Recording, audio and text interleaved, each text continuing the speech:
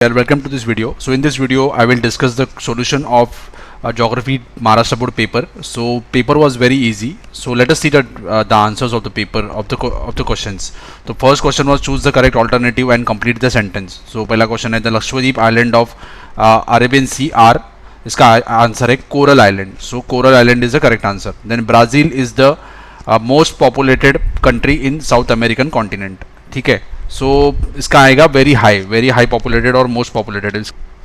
C if you see the population chapter में यहाँ दिया हुआ है Brazil is the most populated country in the South American continent. तो मोस्ट पॉपुलेटेड यहाँ दिया हुआ है तो आप इसका ले सकते हो very high populated country in the South American continent. The correct answer is very high.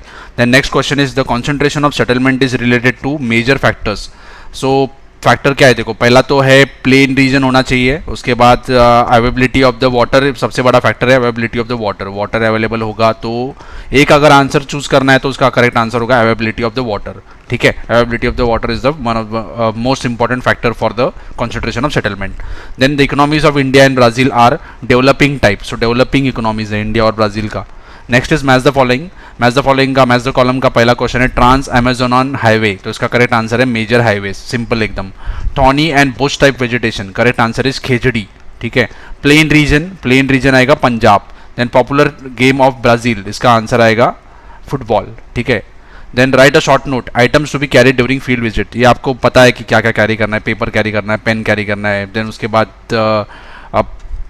बाद बॉटल का उसके बाद डायरी नोट करने के लिए. ठीक है. और मैप कैरी करना है आपको, बैग कैरी करना है, कुछ आपको सैंपल्स कलेक्ट करना है तो उसके लिए कुछ बैग्स कैरी करना है. तो सिंपल क्वेश्चन है, ये आपको लिखना है इसमें. Then the coast of Brazil ये डायरेक्टली को आपको यहाँ मिलेगा. अगर आप थर्ड चैप्टर में जाते हो तो यहाँ दिया हुआ है कि कोस्ट, ये ब्राज़ील का कोस्ट है, जितना भी दिया हुआ है इसको 4 पॉइंट बना के आपको लिखना था. ठीक है. देन माइनिंग इन इंडिया, ये जो मिनरल्स वाला चैप्टर है उसके अंदर उसका डायरेक्टली आंसर है माइनिंग इन इंडिया. ये पूरा आपको लिखना है कि छोटा नागपुर प्लेटू में आपको माइंस मिलते हैं, उसके बाद कोल कहाँ मिलता है. ठीक है. Then mineral crude oil, natural gas, ये सब कहाँ मिलता है, ये सब आपको लिखना है. Then again in Godavari basin, उसके बाद मार्बल स्टोन्स कहाँ मिलते हैं राजस्थान में, ये आपको लिखना था. ठीक है. Then mark the following in the outline map of India, write the names and give index. तो इंडेक्स तो मैं बताऊंगा नहीं, आपको पता होगा कि इंडेक्स कैसे बनाना है. इसमें से कुछ क्वेश्चंस तो मैंने जो मैप के क्वेश्चंस बनाए थे उसमें से ही आए हैं, जैसे कि कोल्ड डेजर्ट, छिलका लेक, ये सब तो मैंने बताया था. सो अगर हम देखते हैं कि यूनियन टेरिटरी ऑफ दमन, तो यूनियन टेरिटरी ऑफ दमन कहाँ है देखते हैं हम. अगर हम ये मैप में देखते हैं तो आपको यहाँ दिखेगा दमन एंड दुई. तो यहाँ से दमन आपको मार्क करना है. गुजरात महाराष्ट्र के थोड़ा ऊपर यहाँ दमन आएगा. ठीक है. उसमें से एक क्वेश्चन है कन्याकुमारी. तो कन्याकुमारी एकदम सदर्न टिप मार्क करना है आपको. इंडिया का सबसे लास्ट वाला पॉइंट है वो कन्याकुमारी है. उसमें से एक क्वेश्चन है छिलका लेक. तो ये छिलका लेक है, यहाँ आपको अगर दिख रहा है थोड़ा सा ओपनिंग दिख रहा है, ये छिलका लेक है. ठीक है. देन कोल्ड डेजर्ट आपको मार्क करना है यहाँ, लद्दाख का जो एरिया है उसे मार्क करना है cold desert. Then region to the north having high density of population. अभी इसमें उत्तर प्रदेश, बिहार, ये एरिया को मार्क करना है आपको. ये नॉर्थ में हाई डेंसिटी पॉपुलेशन है, उत्तर प्रदेश, बिहार. वेस्ट बंगाल को मार्क नहीं कर सकते क्योंकि ये थोड़ा वेस्टर्न साइड में ईस्टर्न इंडिया में आता है. तो उत्तर प्रदेश, बिहार, पंजाब में मॉडरेट टाइप ऑफ, पंजाब को भी मार्क कर सकते हो आप. ठीक है. उसके बाद region to the north having high density of population हो गया. Heavy rainfall region to the western coast. अभी इंडिया का जो ये वेस्टर्न कोस्ट है, ये जो पार्ट है महाराष्ट्र, कर्नाटका का ये जो पार्ट है, केरला का, इसको आप मार्क कर सकते हो. क्लाइमेट चैप्टर में अगर आप देखोगे तो क्लाइमेट चैप्टर में इन्होंने दिया हुआ है कि जो वेस्टर्न कोस्ट है इंडिया का, उसका जो ये पार्ट है, ये आपको जो ये पार्ट है ब्लू, डार्क ब्लू में दिया हुआ है, ये हाई रेनफॉल वाला एरिया है. तो डायरेक्टली यहाँ से आप मार्क कर सकते हो. ठीक है. देन छिलका लेक, जैसे मैंने बोला कि ये छिलका लेक है, या थोड़ा सा ओपनिंग जो दिख रहा है ये छिलका लेक है. सो कंपैरेटिवली इजी क्वेश्चंस थे. देन ये मैप देख के आपको आंसर करना है. ये बहुत ही इजी पेपर था, क्वेश्चन था. Which is the major river of Brazil. तो इसका करेक्ट आंसर है अमेजॉन रिवर. तो अमेजॉन रिवर अगर आप देखोगे तो यहाँ मार्क भी किया हुआ है. तो Amazon river is the major river of Brazil. Name the important island of Brazil. तो यहाँ देखो, यहाँ मजारो आइलैंड है. तो मजारो island is the important island of Brazil. ठीक है. Then towards which direction does Uruguay river flow. तो ये उरुग्वे रिवर है. उरुग्वे रिवर कहाँ आ रही है, इस तरफ जा रही है. उरुग्वे रिवर इस तरफ जाती है, तो it is flowing towards the west. ठीक है. Sao Francisco river terminates into which ocean. अभी सौ फ्रांसिस्को रिवर अगर आप देखोगे तो ये सौ फ्रांसिस्को रिवर है, ये इस तरफ जा रही है. तो ये अटलांटिक ओशन में जाती है, अटलांटिक ओशन में मीट करती है. अगर आपने अटलांटिक ओशन भी लिखा तो भी करेक्ट आंसर है. Name any one river meeting north Atlantic ocean. अभी नॉर्थ अटलांटिक ओशन ये है.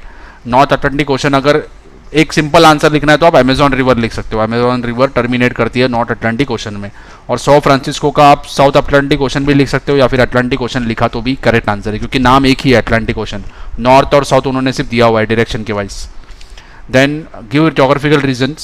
In Brazil, majority of the population is found in the eastern coastal areas.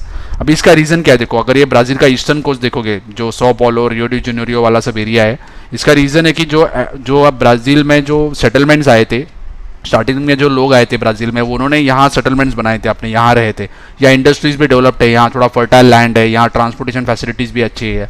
उसके वजह से क्या हो रहा है कि यहाँ ज़्यादा लोग रहते हैं। अगर हम इंटीरियर पार्ट में जाते हैं ब्राज़ील के, तो यहाँ डेंस फॉरेस्ट है, ठीक है। तो डेंस फॉरेस्ट की वजह से क्या होता है, वहाँ ट्रांसपोर्टेशन फैसिलिटीज़ नहीं है, तो वहाँ लोग कम रहते हैं। सो यहाँ ट्रांसपोर्टेशन फैसिलिटीज़ है, यहाँ के अर्लियर सेटलमेंट्स यहाँ से आए थे, इंडस्ट्रीज़ है। So because of this people are living here, ठीक है।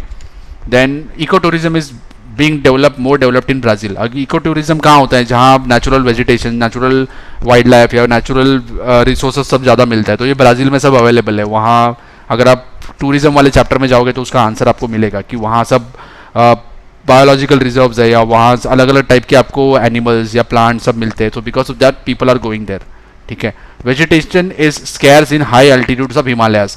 अभी हिमालयाज का जो हायर एल्टीट्यूड्स है, हिमालयाज अगर आप देखोगे तो इंडिया में यहाँ हिमालयाज आते हैं। तो हिमालयाज में अगर आप वेजिटेशन चैप्टर में जाते हो तो ये वेजिटेशन चैप्टर है, यहाँ अगर दिया है तो देखो यहाँ कोल्ड डेजर्ट है। तो हिमालय का जो हाई एल्टीट्यूड्स है, हाई एल्टीट्यूड मतलब ऊपर वाला जो पहाड़ वाला एरिया है, it is covered with snow. Snow से कवर होगा तो क्या होगा, वहाँ सॉइल नहीं है मिलेगा। जो ट्रीज को ग्रो होने के लिए सॉइल लगता है, तो सॉइल वहाँ अवेलेबल नहीं है because it is covered with snow. So there are very less plants that can survive there. So because of this vegetation is scarce in the higher altitudes of Himalayas. Altitude मतलब क्या होता है? Height. India receive precipitation from the north east monsoon winds also. अभी north east monsoon winds कौन सा है? देखो, आपको पता होगा कि इंडिया को साउथ वेस्ट मानसून विंड्स, ये जो अरेबियन सी वाला मानसून विंड्स है, साउथ वेस्ट मानसून विंड से भी रेनफॉल मिलता है। रेनफॉल जैसे ऊपर ऊपर जाता है तो क्या होता है, बाद में रिट्रीट करता है मानसून। रिट्रीट मतलब क्या? रिटर्न आता है। रिटर्न जब भी आता है तो ये जो यहाँ का जो पार्ट है, तमिलनाडु का जो कोस्टल एरियाज है, वहाँ रेनफॉल मिलता है। So because of retreating monsoon, India receives precipitation from the north east monsoon winds. North east मतलब क्या? ये नॉर्थ है, ईस्ट है। तो रिटर्न जब भी आता है, जाने के टाइम साउथ वेस्ट से जाता है, रिटर्न जब भी आता है तो नॉर्थ ईस्ट से रिटर्न आता है। नॉर्थ नीचे ईस्ट, नॉर्थ ईस्ट से रिटर्न आता है। So because of this Tamil Nadu coast gets rainfall. So north east monsoon winds के वजह से, रिट्रीटिंग मानसून के वजह से जो ये दिसंबर और जनवरी मंथ के टाइम पे रेनफॉल मिलता है तमिलनाडु कोस्ट को, ठीक है। Right the with the help of given statistical data prepare a simple bar graph and answer the following question. So bar graph prepare करना है, आपको पता है कि बार ग्राफ कैसे होता है। तो वाई एक्सिस में आपको एक्स एक्सिस में आपको ईयर लिखना है, वाई एक्सिस में लाइफ एक्सपेक्टेंसी लिखना है। तो आप 10 का ले सकते हो काउंट। उसके बाद ईयर अगर आप देखोगे तो अगर मैंने यहाँ से आंसर निकाला तो in year 1990 what is the average life expectancy. अभी 1990 में लाइफ एक्सपेक्टेंसी क्या है? 58 है।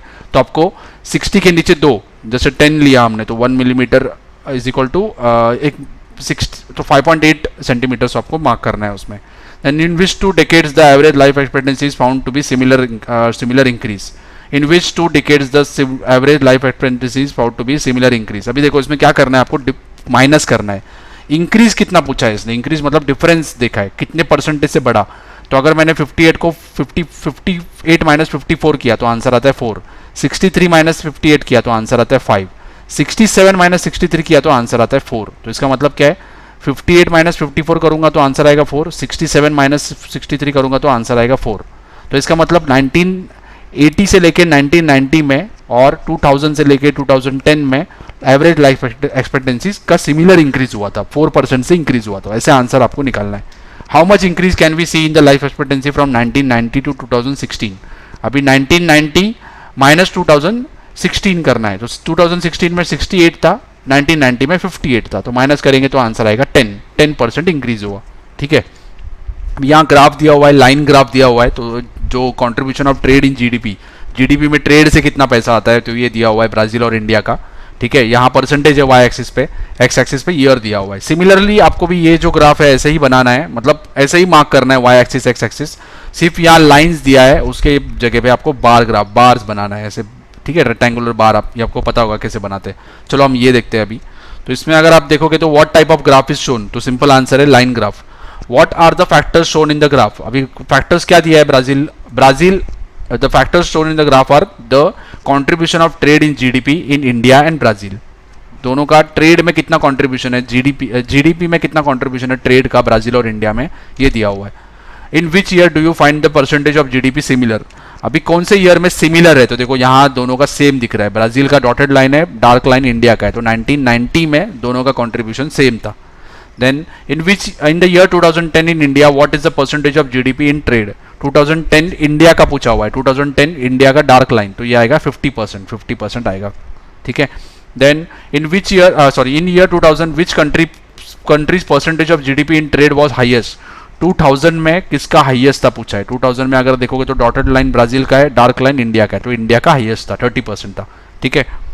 Then in year 2016 what is the difference in the percentage of GDP in trade of India and Brazil, in year 2016 what is the difference in the percentage of GDP in India and Brazil, 2016 में difference पूछा हुआ है, 2016 में अगर आप जाओगे तो India का आएगा 40% और ब्राज़ील का अगर आप देखोगे तो ध्यान से 25% अराउंड आता है, तो 25 माइनस 40 माइनस 25 करोगे तो 15 आंसर आएगा, तो 15% डिफरेंस है, ठीक है। Write a comparative note on urbanization in India and Brazil, अभी अर्बनाइजेशन के बारे में दिया हुआ है कि इंडिया और ब्राज़ील का अर्बनाइजेशन में क्या डिफरेंस है, तो अगर हम अर्बनाइजेशन चैप्टर में जाते हैं, ठीक है, तो यहाँ अगर आप जाओगे तो इंडिया के अर्बनाइजेशन के बारे में दिया हुआ है कि इंडिया में इंडिया का जो यहाँ मैप 31% अर्बनाइजेशन है इंडिया में, 31.16%, ठीक है। उसके बाद 2011 का बता रहा है ये डेटा।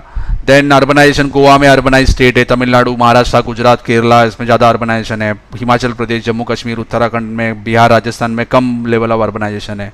अगर हम बात करेंगे तो यहाँ कुछ एग्जाम्पल्स भी दे सकते हो आप। Then if you talk about Brazil, Brazil is few developing countries with highly urbanize, Brazil में अराउंड 86% अर्बनाइजेशन है। उसके बाद सो पोलो, इसके बारे में सब लिख सकते हो आप, ठीक है।